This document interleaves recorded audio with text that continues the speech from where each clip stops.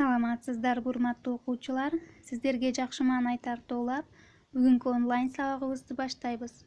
Бүгүнкү сабакты мен Ош шаарындагы номер 46 орто мектебинин кыргыз тил жана адабият мугалими Инатилла кызы Дилкумаровду бермекчимин. Бүгүнкү сабагымдын темасы биз ар түрдүүбүз, бирок биримдикте күчүбүз деп аталган толеранттуулук темасындагы тарбиялык саат. Бүгүнкү сабактан максаттарым адамдардын ортосундагы айырмачылыктарга сабырдуулук менен мамиле жасоого үйрөтүү. Окуучуларды толеранттуулук принциптеринин декларациясы менен тааныштыруу. Окуучуларга адамдардын бири-бирине окшош болбостугун аңдап билүүгө тийиштигин, адамдардын ортосундагы айырмачылыктарды кадыр эсе көрүнүш кадар кабыл алууларынын зарылдыгын түшүндүрүү. Келгиле балдар, азыркы кырдаалга байланыштуу үй бүлө мүчөлөрүбүзгө, ата-энебизге жана бир туугандарыбызга жылуу-жылмаялы дагы баарыбызды тең толкундата турган кызыктуу маселе тууралуу кеп кылалы. Ал маселе адам жөнүндөгү маселе. Байыркы заманда эле адам бул жер жүзүндөгү эң табышмактуу сфинкс деп айтылчу экен. Азыркы учурда дагы эң жөнөкөй жана эң татаал түзүлүш. Эгерде мен силерден адам жөнүндө сурай турган болсом, анда чынында эле ар кандай жоопторду аламын.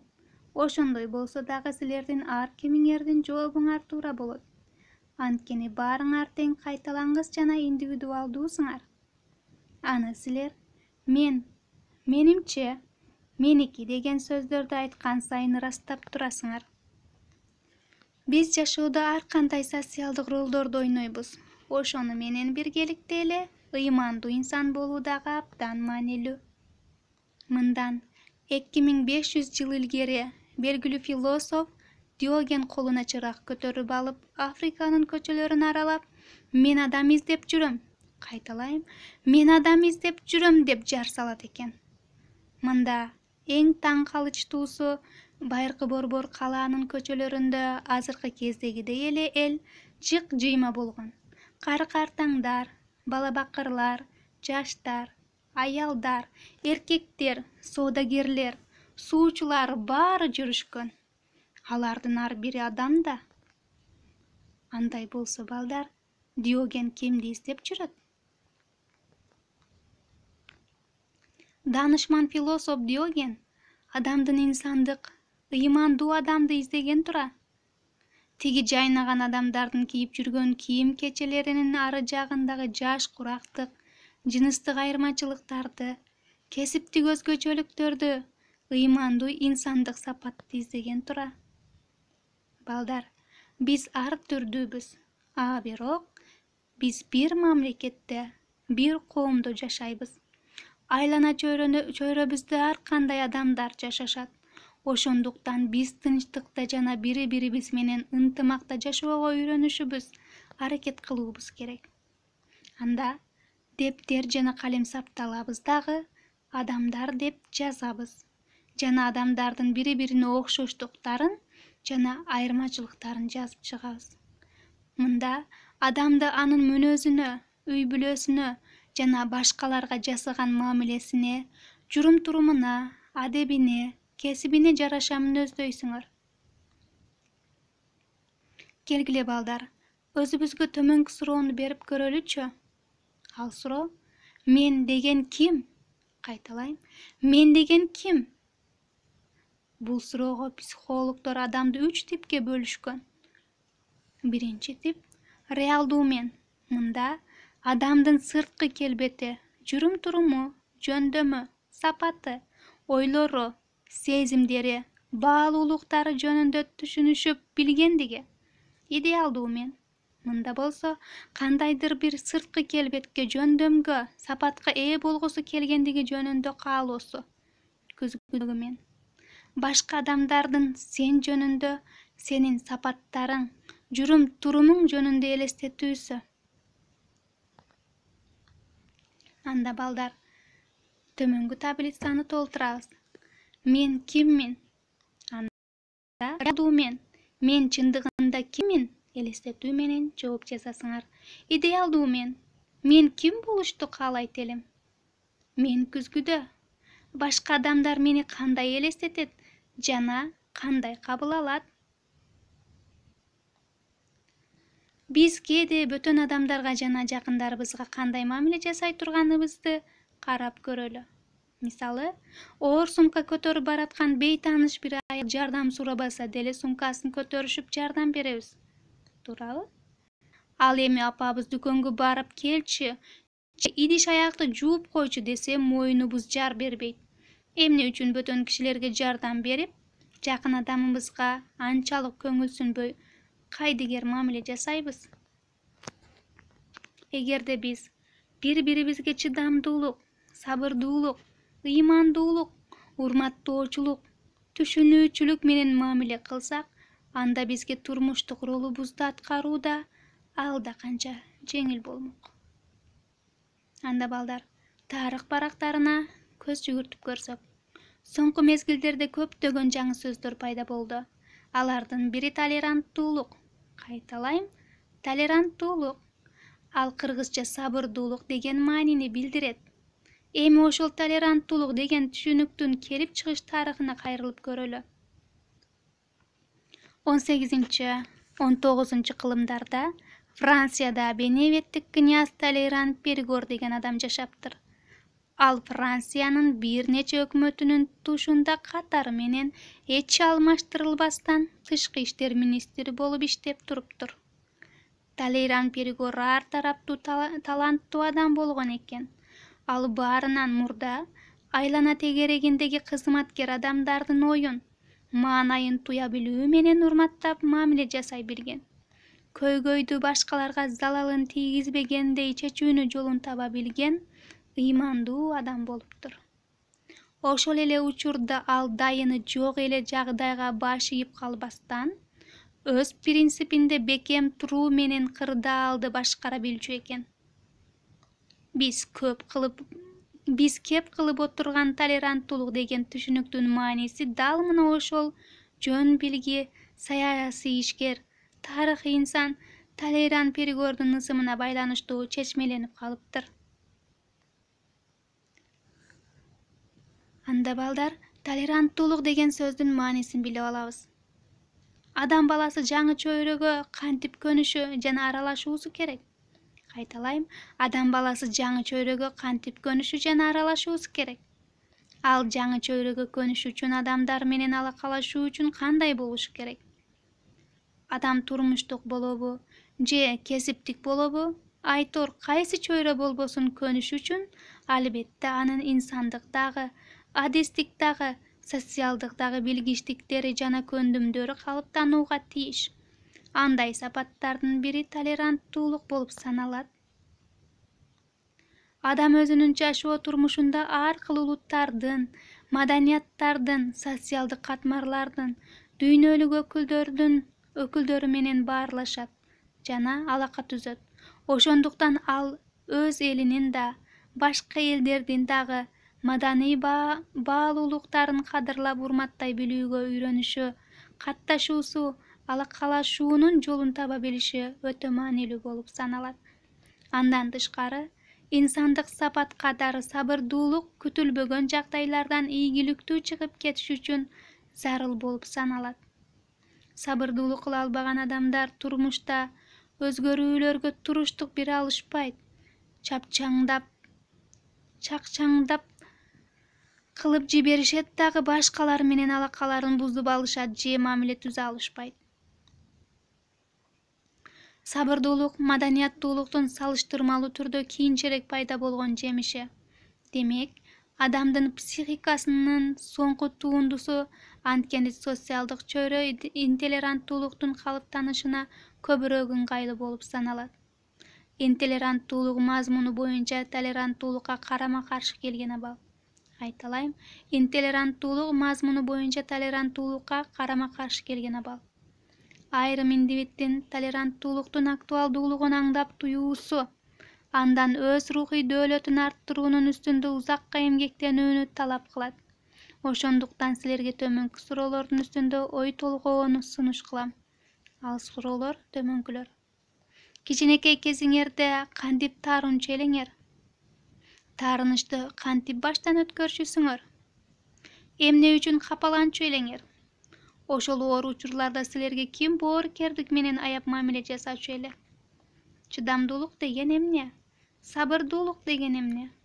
Бул экөөнүн ортосунда кандай окшоштук бар? Баарлашуудагы сабырдуулук дегенди кандай түшүнөсүңөр?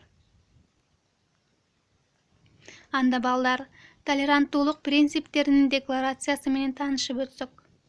ЮНЕСКОнун Парижде өткөн башкы конференциясынын 1995-жылдын 16-ноябрындагы 62-нчи революциясы менен бекитилген жана ошол эле күнү жарыяланган, ошондуктан 16-ноябрь эл аралык толеранттуулук күнү. Бул декларациянын кабыл алынышына жер жүзүндө зордук-зомбулуктун, терс аяктыктын, терроризмдин, агрессивдүү улутчулдуктун, расаачылдыктын түрлөрүнүн көбөйүп кетиши себеп болгон. Кайталайм, 16-ноябрь эл аралык толеранттуулук күнү. ЮНЕСКОнун толеранттуулук принциптеринин декларациясында төмөнкүдөй аныктамаларды кездештирүүгө болот. Толеранттуулук биздин дүйнөдөгү маданияттардын көп кырдуулугун урматтоону кабыл алууну жана түшүнүүнү билдирет. Толеранттуулук адилетсиздикке карата ээлеген мамиле, өз ынанымдарынан баш тартуу жана бөтөндөргө баш ийип берүү эмес, кечирип коюучулук же бардыгына макул болуп куй деп берүүчүлүк эмес, адамдын укуктарынын жана эркиндиктерин таануучулук, урматтоо жана жигердүүлүк менен мамилелешүү. Анда балдар, биз инсанды өнүктүрүүнүн эки жолу бар экендигин билдик. Алар толеранттуулук жана интолеранттуулук. Интолеранттуулук жол таалим-тарбиянын төмөндүгү, кекирейүүчүлүк, өзгөчөлөнүүчүлүк, кандай жол менен болбосун материалдык байлыкка жетүүгө умтулуучулук, башкача көз караштарды, каада-салттарды тааныбоочулук менен мүнөздөлөт. Экинчи жол толеранттуулук. Бул өзүн жакшы сезүүчүлүк, айланасындагылар менен жакшы мамиледе боло алуучулук, башка адамдарды түшүнө билүүчүлүк жана ар дайым жардамга келүүчүлүк, башка маданияттарга, каада-салттарга ак ниеттүүлүк менен мамиле кылуучулук менен мүнөздөлөт. Эмесе, мен силерге толеранттуу жана интолеранттуу адамга мүнөздүү касиеттерди айтып берейин. Толеранттуу өзүнүн өз мүмкүнчүлүктөрүнүн жана айлана тегерегиндеги адамдардын мүмкүнчүлүктөрүн бирдей баалай алат. Ал өзүнө сынчыл көз карашта мамиле кылат, өз көйгөйлөрүн, өз кемчиликтерин жана өз наркын туура баалууга аракет кылат. Интолеранттуу өзүнүн жакшы сапаттарын гана байкайт, ал эми башкалардын кемчиликтерин гана көрөт жана аларды баса белгилеп айтканды жакшы көрөт.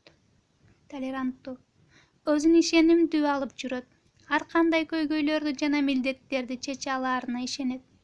Интолеранттуу баарынан тең коркуп үркө берет, өзүнүн социалдык чөйрөсүнөн да, кээде өзүнөн да чочулайт, ал үчүн бардыгы коркунучтуудай сезилет.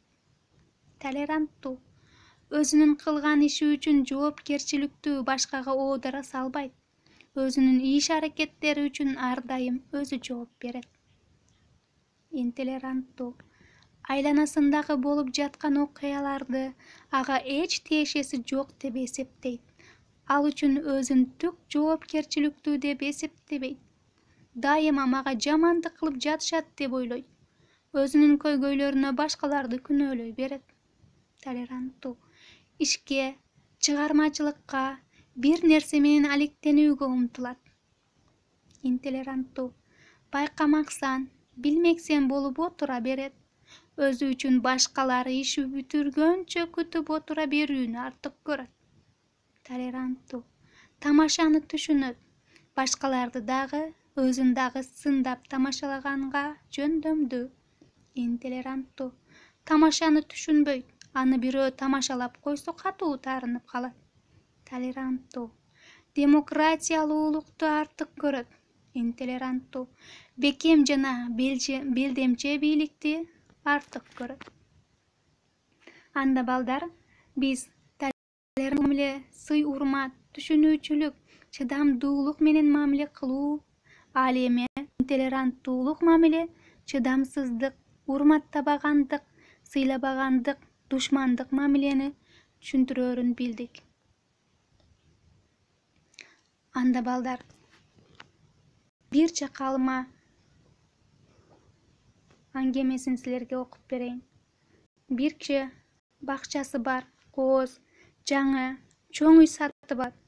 Жанында эски үйдө кызганчаак кошуна жашачу.